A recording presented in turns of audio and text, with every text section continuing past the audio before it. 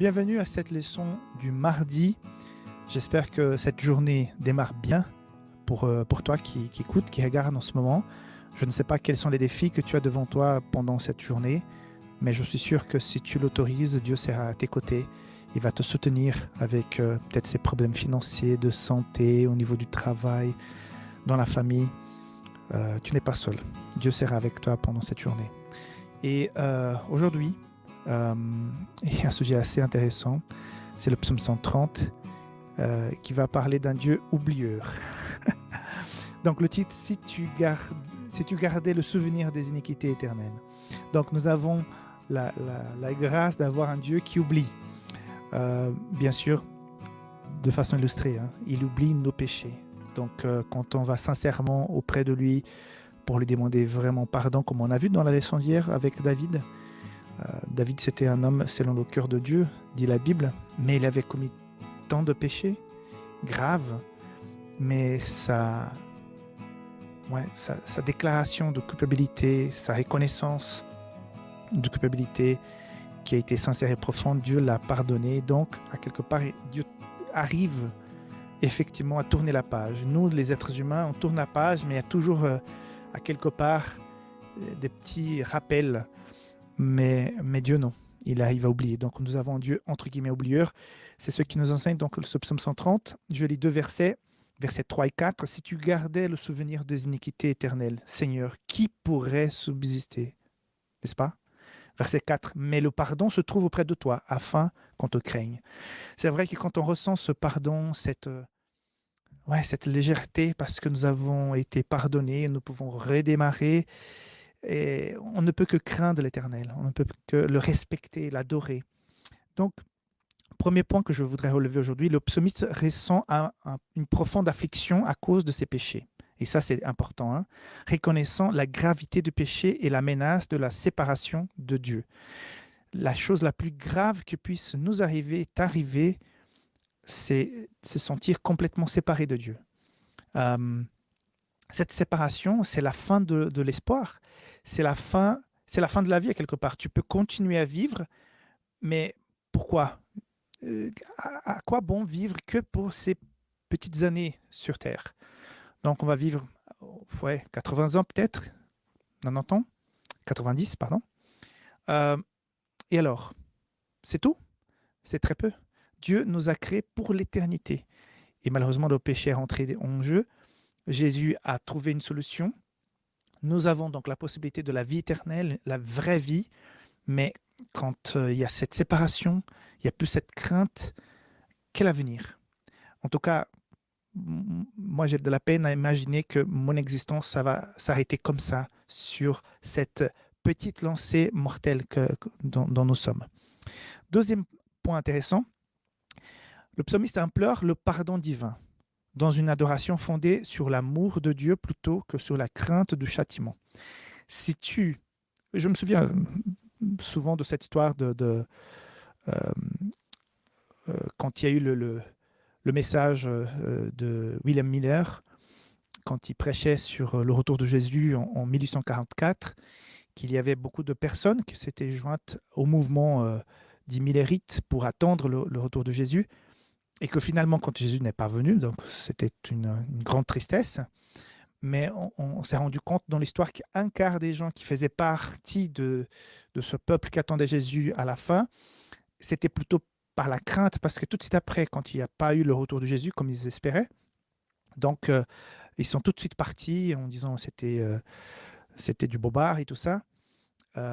Mais là, on voit que la peur peut faire en sorte que certains se rapprochent, entre guillemets, de Dieu parce qu'ils ont peur des conséquences négatives. Or, si par hasard, tu as peur de Dieu, c'est qu'à quelque part, on n'a pas compris un truc. Hein? Parce que la crainte, c'est une chose, la peur, c'est une autre. Crainte, c'est le respect. C'est parce que tu m'as béni, parce que tu m'as pardonné, parce que tu as fait tellement de choses pour moi, je te crains, je te respecte.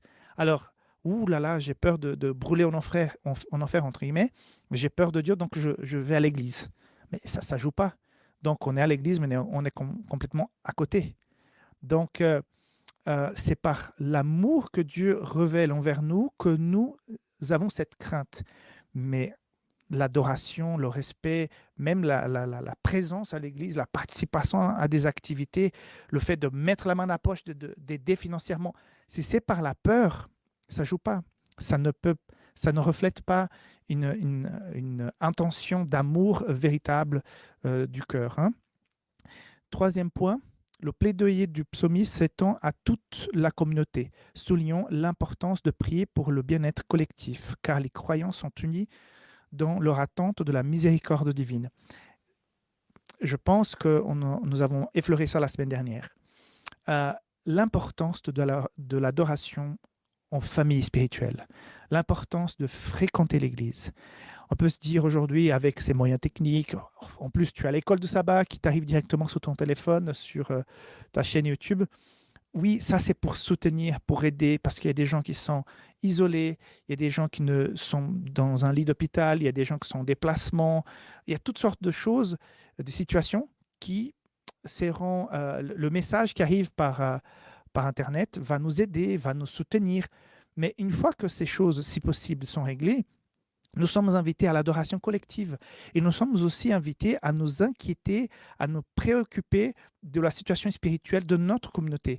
Et si nous pouvons faire aussi quelque chose pour soutenir un frère, une sœur qui est découragé, si tu constates qu'il y a quelqu'un qui a besoin d'un soutien spirituel, tu es là pour ça aussi. Ce n'est pas que pour recevoir de la part de Dieu, mais aussi pour partager. Et si tu vois un frère, une personne qui, par exemple, il y a des gens qui commencent à démarrer dans la foi, mais qui sont un petit peu... Je me souviens, quand j'ai vécu ma conversion au départ, c'était un peu... Tu vois, ça tanguait un petit peu.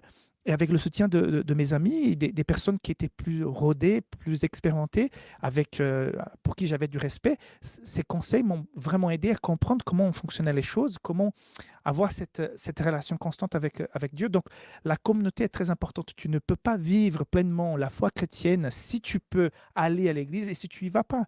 Parce que si tu fais pas partie d'une communauté, c'est pas seulement aller dans 50 églises sur 50 week-ends dans l'année, mais de faire partie d'une famille spirituelle. Actuellement, par exemple, je n'ai pas d'église en Espagne, je ne suis pas pasteur en église, mais je fais partie d'une église et je m'implique dans cette église. J'ai mon ministère auprès des jeunes parce que en tant que membre d'église, c'est pas parce que je suis pasteur que j'ai pas besoin de... Vous voyez, j'ai mon petit ministère, même si j'exerce mon ministère dans la maison d'édition, parce que c'est important que je puisse m'impliquer. C'est ma famille spirituelle, je ne peux pas vivre de façon isolée. Donc, ce psaume 130, très intéressant par rapport à cette facette de Dieu qui oublie véritablement cette invitation pour l'adorer en communauté et la reconnaissance effective du péché, pour qu'on puisse être tout sincère avec notre Dieu. Voilà, que Dieu te bénisse. N'oublie pas, si jamais tu ne fais pas encore partie de notre communauté, de pouvoir la rejoindre à travers le QR code qui apparaît en ce moment, ou bien du lien qui est en bas. Et si tu as une demande de prière, si tu passes par quelque chose de compliqué, n'oublie pas donc de poser ta requête avec le lien qui est en bas de cette vidéo. Et si jamais, je n'ai pas parlé avant, tu peux visiter notre site web, safelis.com pour ceux qui vivent ailleurs. Mais si tu es en Europe, publicationadventiste.com pour pouvoir donc avoir des Bibles, des livres pour soutenir votre démarche, votre cheminement spirituel. Que Dieu te bénisse et on se voit demain pour la leçon du mercredi. Bye bye.